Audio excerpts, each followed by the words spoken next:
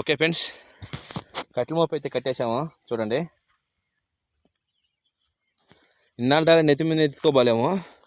ఇప్పుడైతే సుఖమరిగిపోయినాం. అంటే సుఖమరిగిపోయేదే కదా, మనం తినే తిండిలు అటువంటి. ఎలా అంటే మనం పండించే ప్రతి ఒక్క దాంట్లో ఎంత పిండి వేస్తున్నావు, ఎంత మందు కొడుతున్నావు ఏంటంటే అదంతా తెలుసుకొని ఆ మందులు కూడా తిని ఆ కష్టం చేయలేకపోతున్నాం, ఆ బరువులు మోయలేకపోతున్నాం. ఎవరైనా బాగా అంటే వరి కూడా అంటే ఆవు మూత్రంతో పండించినట్టు, ఆవు పేడతో పండించినట్టు మాత్రం తినండి, వాళ్ళు ఆరోగ్యంగా ఉంటారు. ఈ విధంగా మందులు కూలుతూ తినేవాళ్ళు మాత్రం సేమ్ అంటే ఇదే విధంగా నీరసంగా ఉంటారు, కష్టం చేయలేరు. కష్టం చేయాలి అని అంటే ఆర్గానిక్ ఫుడ్, మంచి ఫుడ్ తీసుకోండి. ఓకే.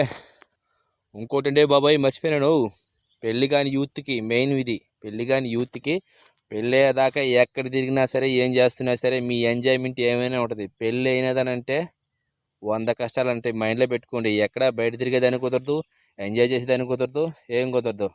ఇంటికి సాయంత్రానికి మనకు పప్పులు బియ్యము అన్నీ తెచ్చేయాలి పిల్లనికి. లేదంటే మూతి మీద గుమ్ముతుంది. అది మూతి ముందు గుమ్మిందనుకో ఏం తట్టుకోవాలి. అమ్మా నాయన ఎవరు ఏమనలేరు.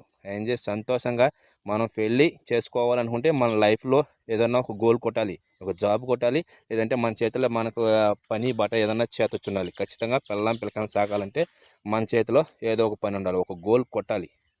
గోల్ కొట్టలే, చదువుకున్నావా ఏదైనా ఉద్యోగం ఖచ్చితంగా సంపాదించాలి. సంపాదించలేవా తన పెళ్ళి ఆ భార్యని మనం పెళ్లి చేసుకునేటప్పుడు ఖచ్చితంగా దానికి మనం పోషించుకునే స్థాయికి తగ్గట్టు ఏదో ఒక పని మన చేతిలో పని ఉండాలి. కూలి పని కావచ్చు, ఒక బేల్దారి పని కావచ్చు, ఏ పని అయినా సరే ఒక వర్క్.